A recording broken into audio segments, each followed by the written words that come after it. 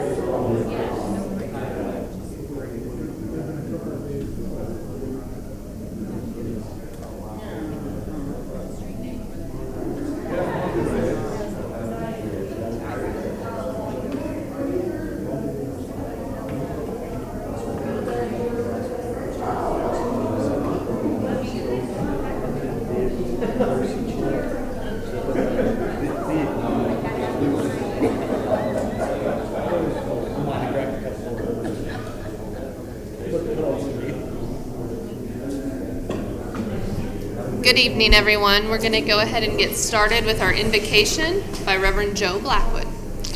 Bow your heads, please. Father God, we thank you for your time, the fellowship that we have with you. We ask that you would guide each and every single one of our decisions that we make tonight with wisdom. Father, that we would keep our focus where it needs to be on ensuring that our kids get the best possible education. Father, again, we thank you and we praise you, and in your name we pray. Amen. Thank you, Joe. And with that, I will call the meeting to order with all board members present, excluding Kyle Whitehead and Frank Nelson. Dr. Floyd, would you lead us? All right, if I could ask everybody to stand, we'll do the flag salute. Please join me in the pledge.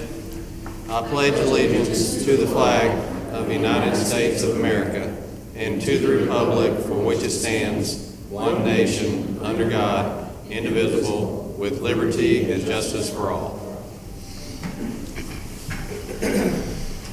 Thank you, sir. And that will take us into recognitions. Mrs. Johnson. Yes, I'd like to introduce Steve Bloom. He is the track coach for the girls track team, and our girls were recognized as the 6A academic state champs this year. And so I'm going to let Mr. Bloom introduce them and tell more about their season. Come on down.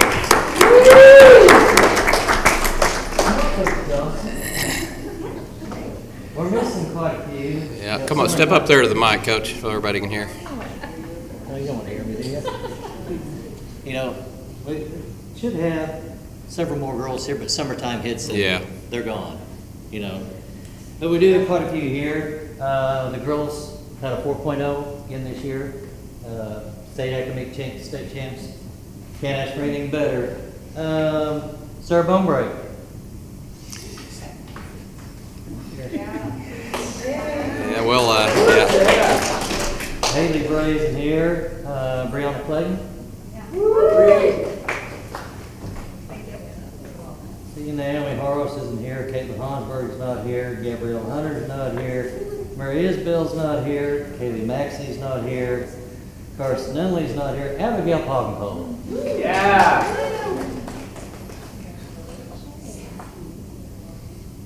Lauren Powell's not here. Lauren was also a state qualifier. She finished 4th in state this year. She's a junior, so we'll have her back in next year. Hopefully she's up at the top of stand next year. That was in the 100 meter hurdles. Avery Sampson. Avery's here. Lauren Simpson's here. And Sumi is not here. And you all know Mark Johnson. He's one of the coaches, along with Lori Palmer and Jenny Shipley. They both couldn't be here tonight. all right, well, we'll gather up there and get a couple of pictures. Anybody else would like to get a picture, come on down. And then we, in just a minute, after everybody gets their pictures, we'll give them a great big round of applause.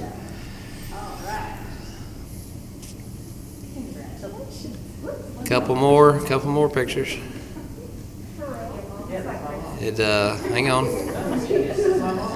Hang on. Couple more. You got it? All right, we're very proud of you, ladies. Let's give them a hand.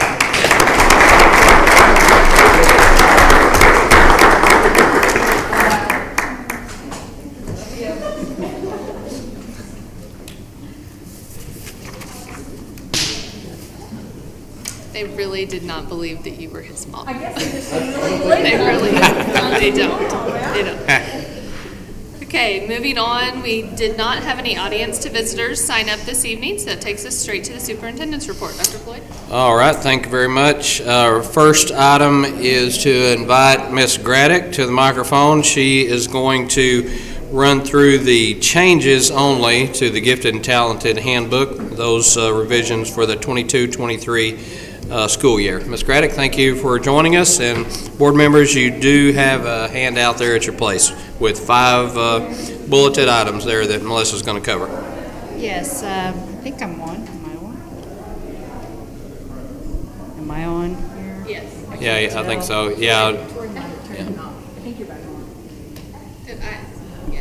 I think so. Can you guys hear me? Yeah, we're All good. right, perfect. Over the past year, we met as a group, and we have to have a team of people that get together. We had representation from almost every school in the district, administrators, counselors, teachers, general education teachers, along with the special education teachers wanted to come be a part of the board. We had parents a part of the board for the Gifted and Talented. And what we did over the year, we just took a look at what our policies and procedures are. And we took, and it hadn't really been updated in 10 years, so we took other Gifted and Talented policies and procedures from across the state and looked at ours and gathered some of the things that other districts were doing along with ours and came up with our own new policy and procedure book. And some of the highlights that you all got, all second graders were tested at the end of the spring this year. And unfortunately, we only had 3 that qualified, but we actually offered it to all students in the second grade going to third grade next year. And that will be something that we continue as a district to make sure that we're able to, test students and get more students involved in our Gifted and Talented program. We made a change from looking at what we did offer for our our kindergarten or first grade students that were involved in the LEAP program. And when we looked at what was involved with the LEAP program, we didn't see that it was used with fidelity across the schools and different buildings. So we decided that for the kindergarten first grade students, that they actually would be just getting enrichment within the classroom, but if they had something they need a little bit more enrichment in reading or math, that they could actually go up a different grade level instead of just changing them all together so they can have that enrichment. Our action program was only 3rd through 5th grade, and we've expanded that to 2nd through 5th grade starting next year. So we'll have students that we're doing a tracking record of students who participate, and all of our students participate in the iStation program. And those students that qualify with 90% or more for 3 consecutive times will automatically be able to take their innate test. And if they qualify, they can be in their action program starting with the 2nd grade next year. We looked at how our students qualify. We really were not reaching the talented students that may be in performing arts or other areas. So we have nomination forms now that each building will be doing. And if we need to do enrichment in those areas, we can actually offer more enrichment programs within the building. We have permission to test forms. We updated those just to get a little bit more in line with what we do with the district. And if a student qualifies, they're just right there on the line, and maybe they scored 96%, that we will actually do another test with my psychologist. We'll do another test with them and see if we just missed something, and maybe they were just not performing well that day, and that they actually qualify for Gifted and Talented, so we make that provision in there. But I think that's really just pretty much all the changes that we did. Students that, again, scored 3 times in a row, 90% or higher on the iStation, will get to go and take the innate test for Gifted and Talented. Any other questions? Questions from board members? All right, here, if not, that is an action item, Madam President. Okay, I will entertain a motion to approve the gifted and talented handbook revisions for the 2022-2023 school year. Second. Okay, motion by Joe, second by Matt Lohman. Any discussion? All those in favor say aye. Aye. Any opposed? The motion carries. All right, thank you, Ms. Graddick. We appreciate you coming and presenting that today and appreciate your leadership on that GT stuff. Next item is we choose a different motto each year, and for this next year, we settled on the choice of Northwest Oklahoma, and so on the back side of our district coin this year, that's what you will see around the circle.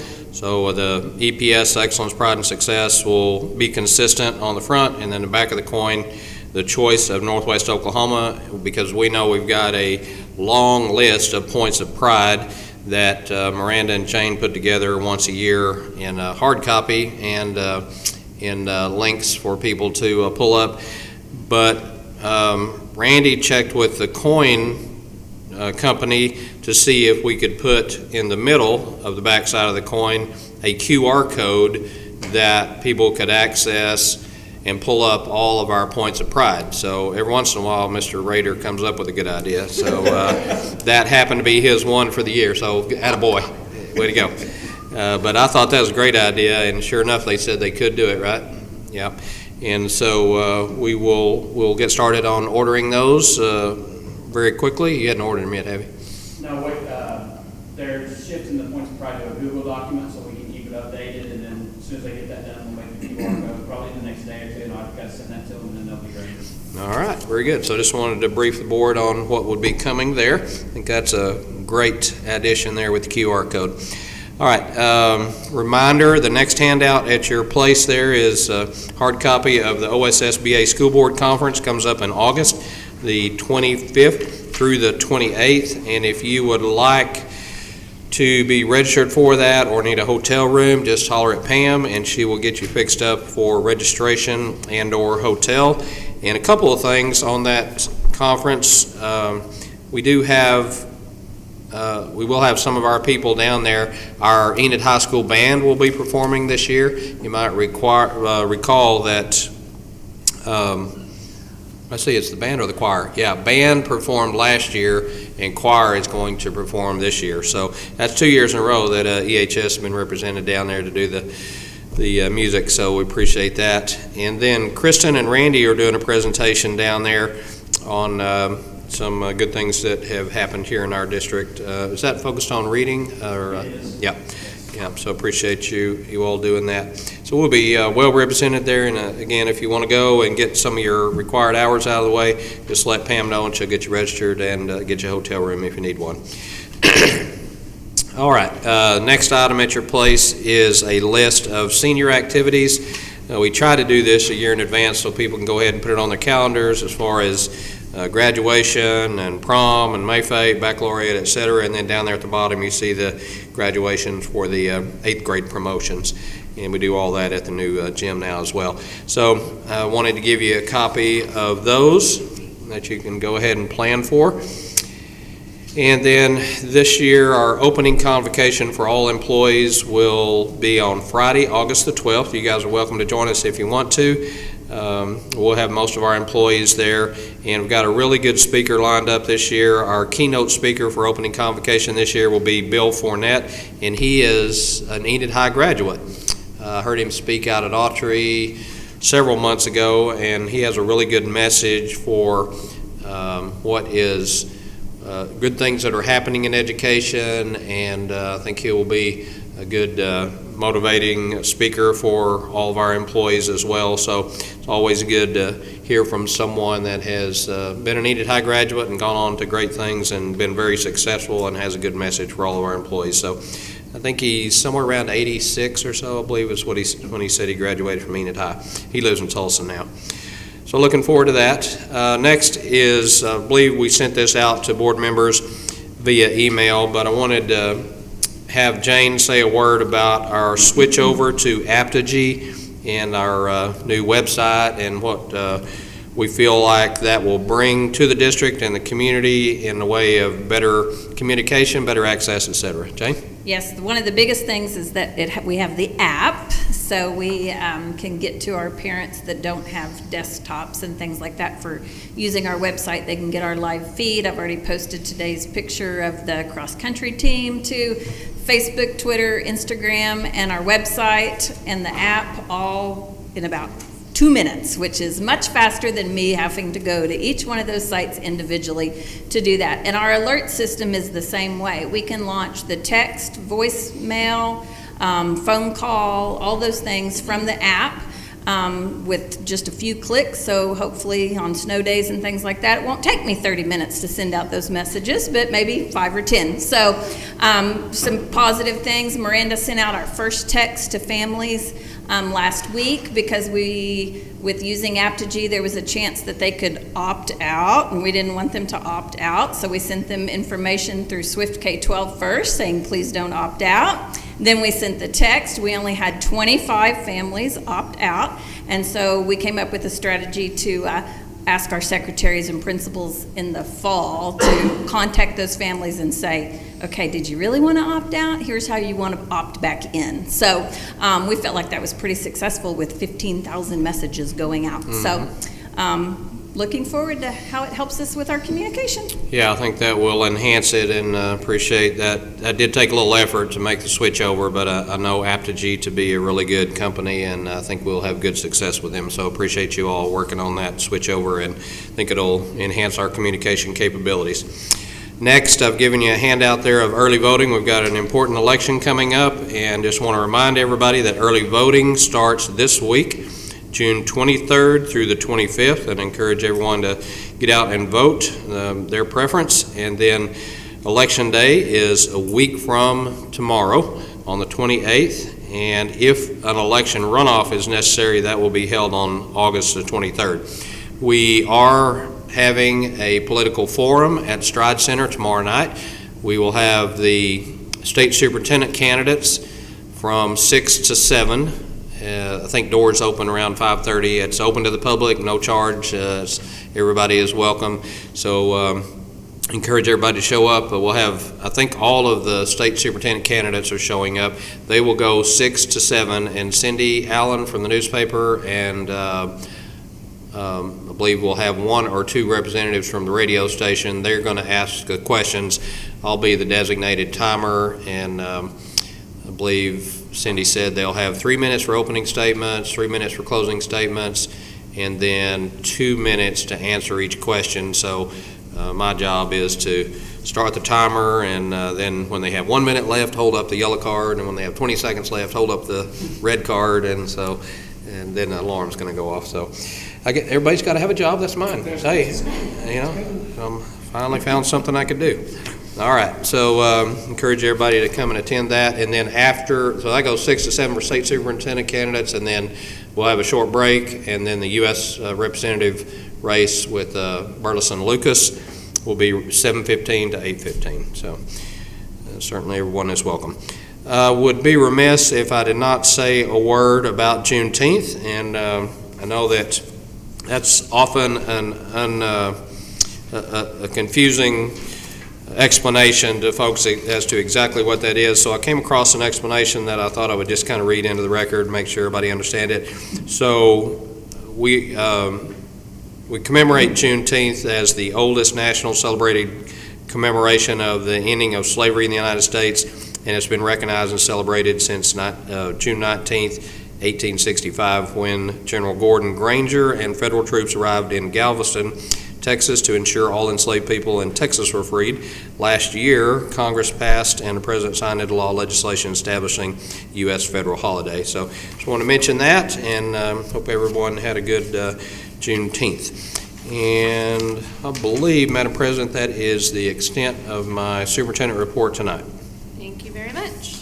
Takes us into regular business.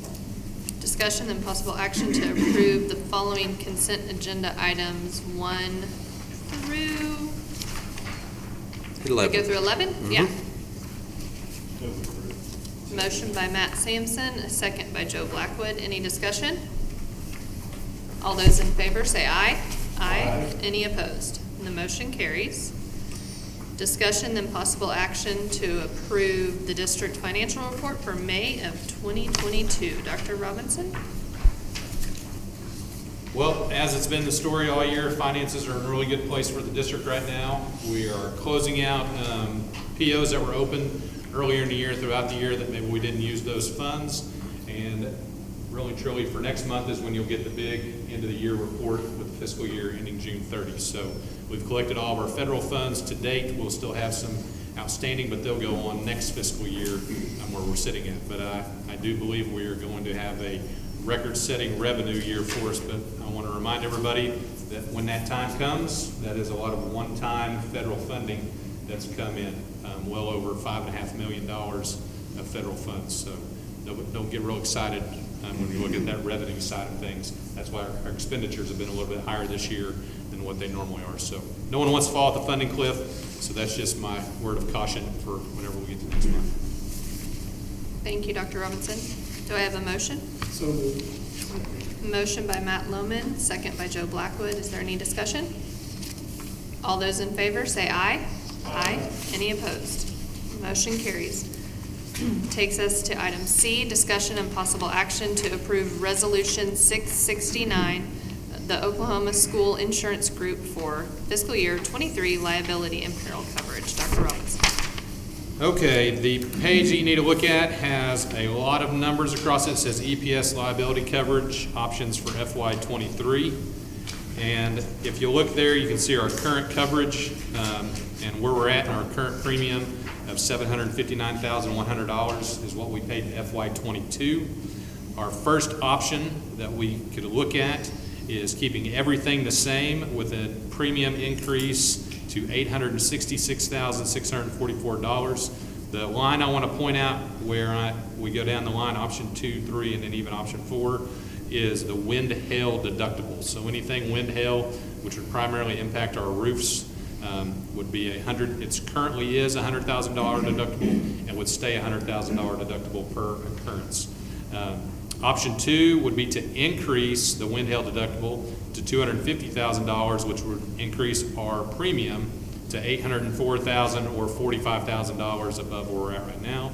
Option 3, we can increase our wind hail deductible to $500,000, and our premium would actually go down $4,626 to $754,474. If we were to go outside the OSIG program, that premium would run us $945,000. We would have a 2% deductible per occurrence per site if we were to go that route. So I bring that to your attention because I want everybody to know that we have looked at all options that are out there. A 2% deductible for Enid High could be $2 million on the deductible side of it. So my recommendation is to go with option 3, increasing our wind hail deductible to $500,000, reducing our premium, and clawing that $100,000 savings, clawing that back in case we do have to have a wind hail deductible to be met at that threshold. But I think it makes good sense. There's money to be had, and let's all go home and pray that we don't have a wind hail storm that comes through in the next 5 years, so we get that $500,000 savings. Well, and who knows whether or not that will happen tomorrow or 10 years from now. But the reason we feel like we can move that wind hail deductible from $100,000 to $500,000 is because all of our roofs for right now are brand new. We did that 2 years ago? Yes, I think. And so we've got all brand new roofs district-wide, and the chances of us having some catastrophic event district-wide are not very high. And secondly, if an event like that, a catastrophic event did happen like that, we do have money in savings to be able to come up with that $500,000. So we feel like that's the best option for those reasons and would recommend approval of that. Did we have a warranty on that when we did those? We do. There's a 10-year warranty on that roof. Now, in the event of a wind or hailstorm, that warranty doesn't apply for that. Yeah, it just covers everything else. Yeah, it's just if the sun wears it out or something like that. That's right. And that's pretty standard on roofs when you redo the roofs. Mm-hmm. Any questions for Sam on his recommendation for option 3? So I want to clarify, if we do have a hailstorm of some sort of $500,000 deductible across the district or per site? Across the district, Total. not per site. Yeah, so it is vastly different. That's a good point. I'm glad you made that clarification. It is vastly different than that option 4, which would be 2% per site per occurrence, and this one is district-wide, one shot. Question I have is what would one building, say just the average elementary, what would the roof replacement cost on that, or what did it cost the last time? There's a lot of factors that go into that, so I hate to throw a number, because one of the things that has to happen is all of the HVAC units have to be lifted off of that. So our last roof, it wasn't a complete replacement, it was a coating that was applied. That was $2.1 million for most of the district, with a roof coating. We're sitting at over 1 million square foot of roofing. I can give you the latest roof that we did actually replace, and that was at the Spirit Store, which is right over by David Allen. The roof actually blew off of it. It was an old roof, and this was before we had our recoating done. That roof was $25,000 to replace it. So that small building. So you're looking at an elementary school. I would say you would be well in the neighborhood of $1 million plus on that, and that kind of depends on what all's on top of the roof and what elementary it is. Okay. So, yeah. Thank you. Any other questions? I got one. Joe? Just simply because we are doubling it, what happens if we have a snowpocalypse and we've had hail already? So how well would we be able to absorb more than one claim in a year doing $500,000 a pop? Well, we have $15.5 million in savings. I'm expecting that to grow this year, and so I would say we would be 2 storms in a year. We could absorb that pretty handily, and then we would need to have a really strong discussion going the next year on a premium. Really, the event is hail and a windstorm coming through. Our roofs, we've had significant wind.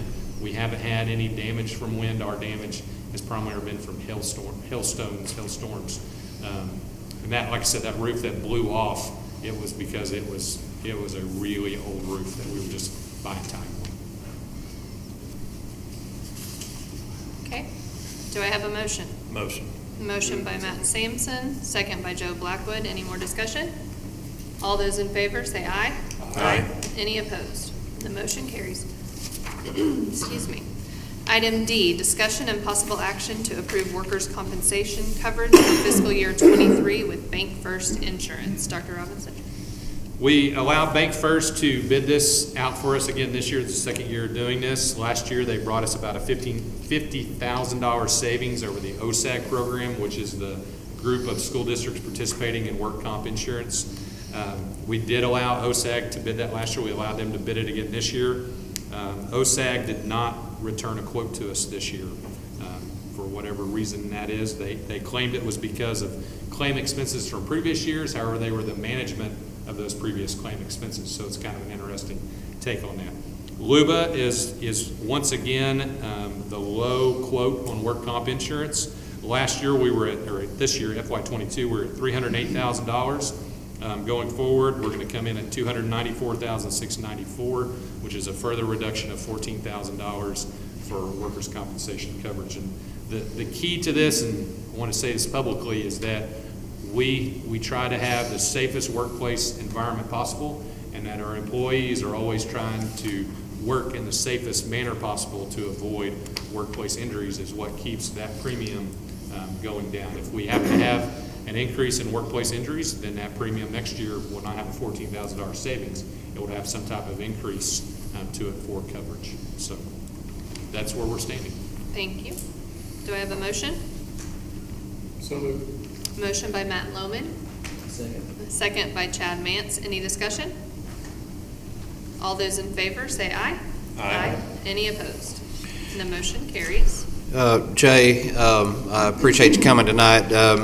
Since you deal with this all the time, did you want to share anything with the board about workers' comp or liability in general across the state and what you see every day? What I see every day is that there are no other entities that have property insurance with a per occurrence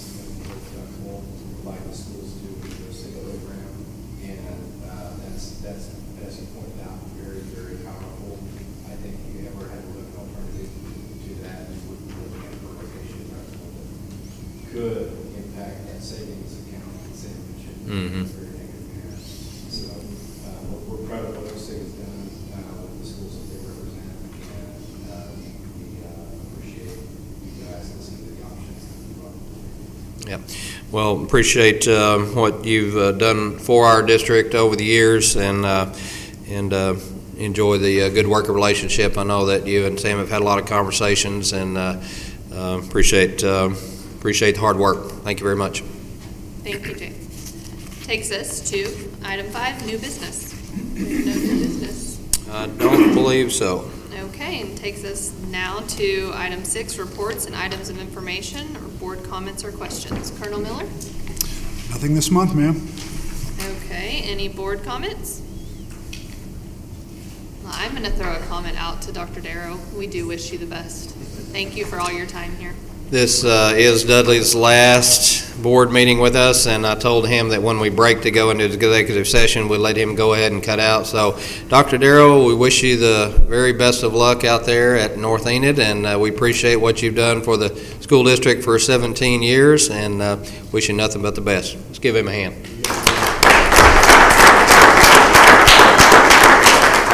Good luck. Bye. Thank you for joining us. Item 7, our next regular board meeting is scheduled for July 18th, 2022 at 6 p.m. here in the Administrative Services Center boardroom. And item 8 takes us to discussion and possible action to approve a proposed executive session to discuss the employment of those individuals and/or positions listed on the attached Exhibit A, negotiations concerning employees and/or representatives of employee groups, possible purchase or appraisal of real property, and pending or possible litigation. Do I have a motion? Motion by Matt Sampson, second by Joe Blackwood. Any discussion? All those in favor say aye. Any opposed? Motion carries. We are headed to executive session. Thank you.